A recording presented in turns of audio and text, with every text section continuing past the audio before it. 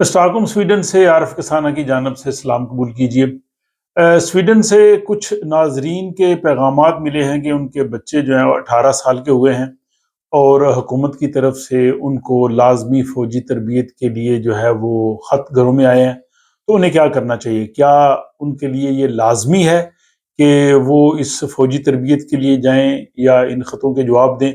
और ख़ुसूसन जिनकी बच्चियां हैं वो 18 साल की हुई हैं, उन्होंने भी पूछा है कि क्या लड़कियों के लिए भी ये फ़ौजी तरबियत में जाना ज़रूरी है और कानून इस हवाले से क्या कहता है। तो आज के इस व्लॉग में हम बात करेंगे कि स्वीडन का जो लाजमी फ़ौजी तरबियत का एक कानून है और ये तरीक़ाकार ये क्या है, और इसमें हाल ही में जो बरतानिया के वज़ीर आज़म हैं ऋषि सुनक, उन्होंने ये कहा है कि वो बरतानिया में भी स्वीडन की तर्ज का ये जो फ़ौजी तरबियत का निज़ाम है ये नौजवानों के लिए लाना चाहते हैं। तो इस पे भी हम बात करेंगे कि वो जो ब्रिटिश प्राइम मिनिस्टर है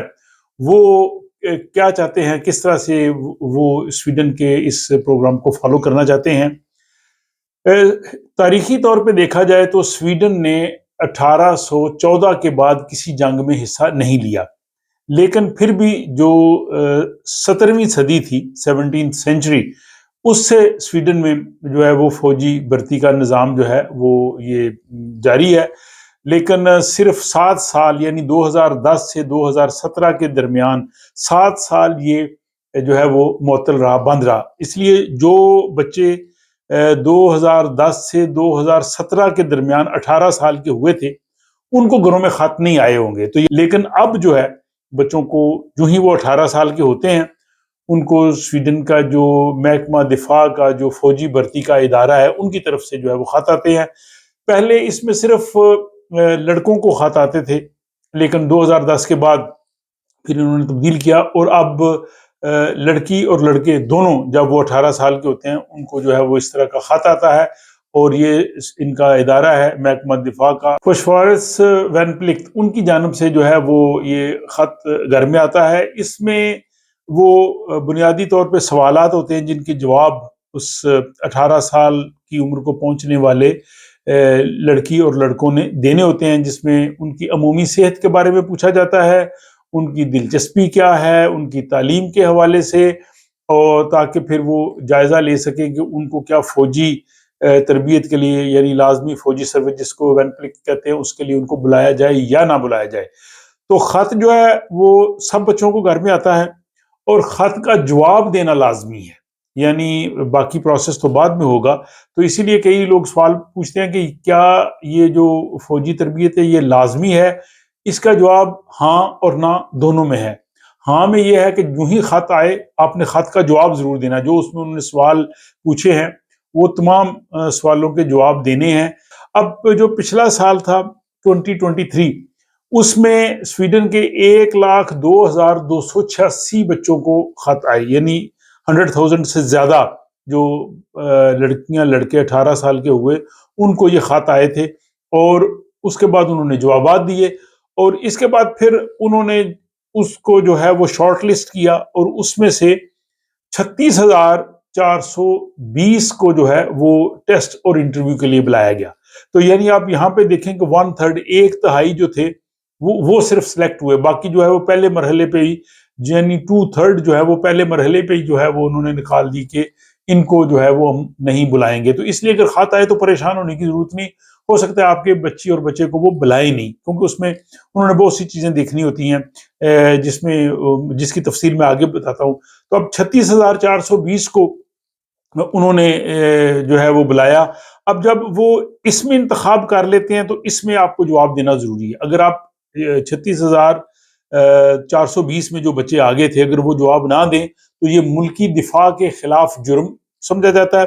उनको 2,000 स्वीडिश क्रोन फाइन या 1 साल की कैद भी हो सकती है। तो इसलिए अगर सिलेक्शन हो जाए तो आप जवाब जरूर दें। इसके भी बहुत से मराहल आ रहे हैं, जैसे वो जो स्वीडिश दिफाई भर्ती का जो इदारा है उसने जनाब पहले उसने थ्योरी टेस्ट लेना है, यानी रिटन टेस्ट होगा, फिर मेडिकल टेस्ट होता है, फिर वो नज़र चेक करते हैं, फिर वो देखते हैं कि कोई कलर ब्लाइंड तो नहीं, यानी रंगों में तमीज़ कर सकता है सब्ज़ और सुर्ख में।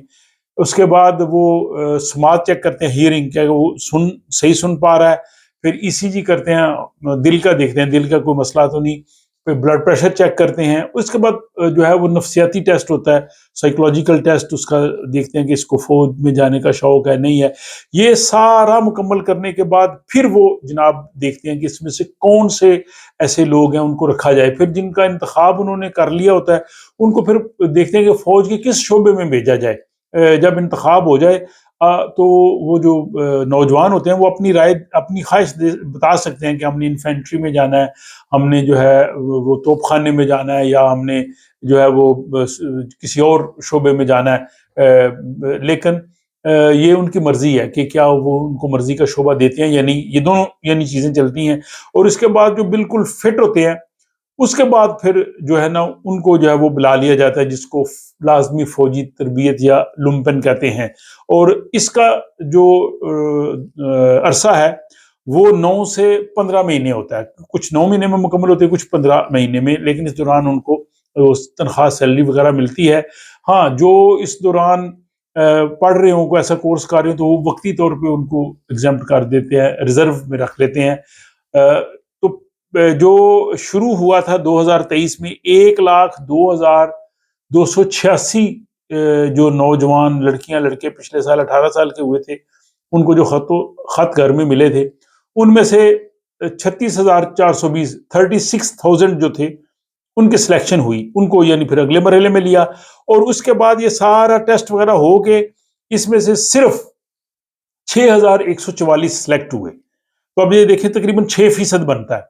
تو اس لیے اگر لیٹر آ جائے تو اس میں پریشانی کی کوئی بات نہیں ہے، ہو سکتا ہے وہاں تک کوئی نہ پہنچے، اور اگر وہ پہنچے تو بڑی اچھی بات ہے، ملکی دفاع کے لیے ہمیں حصہ لینا چاہیے، جس ملک میں ہم رہتے ہیں، جس کے ریسورسز ہم استعمال کرتے ہیں، جس کے ہم شہری ہیں، جس کو اب ہم اپنا وطن سمجھتے ہیں، دیار غیر نہیں ہے، ہمارا وطن ثانیہ دوسرا وطن ہے، تو اس کے لیے ظاہر ہمیں کرنا چاہیے یہ سوچ، اور نوجوانوں میں ہے۔ یہاں پہ ٹیسٹ ہوا تھا کہ غیر ملکی لوگوں نے اکثریت میں کہا تھا کہ اگر ضرورت پڑی تو ہم سویڈن کی دفاع کے لیے آئیں گے، تو 1,00,000 میں سے صرف 6,000 سلیکٹ ہوئے، اس میں سے 1,666 اور تھے اضافی جنہوں نے اپنی خواہش کا اظہار کیا کہ ہم جو ہے وہ جانا چاہتے ہیں۔ تو اس صورتحال کے بعد پھر جن کی سلیکشن ہو جاتی ہے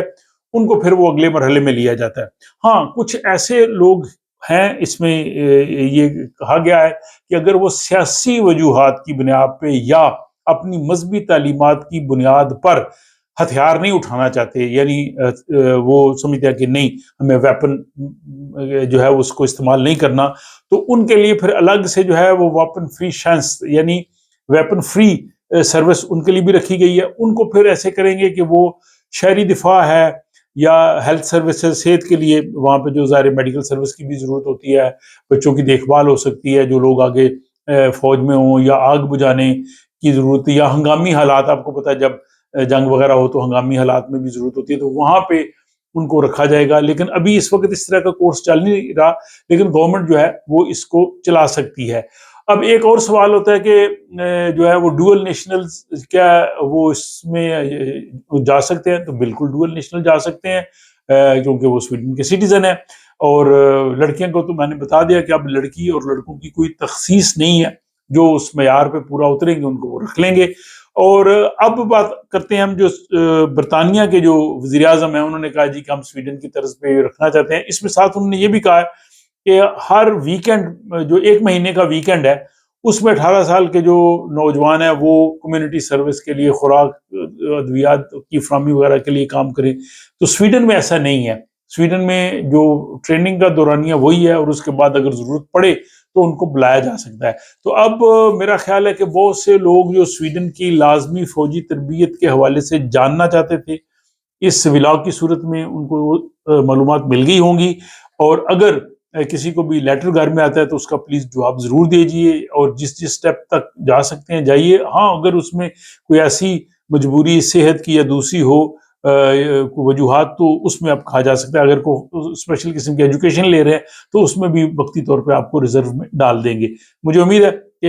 یہ ولاگ آپ لوگوں کے لیے معلوماتی ہوگا، اور آپ ان لوگوں سے شیئر کر سکتے ہیں جن کے بچے 18 سال کے ہو گئے ہیں یا ہونے والے ہیں، تاکہ ان کو جب لیٹر گھر میں آئے تو ان کو وہ پریشانی نہ ہو۔ اپنا خیال رکھیے گا، اور ولاگ کے بارے میں اپنی رائے سے ضرور آگاہ کیجیے۔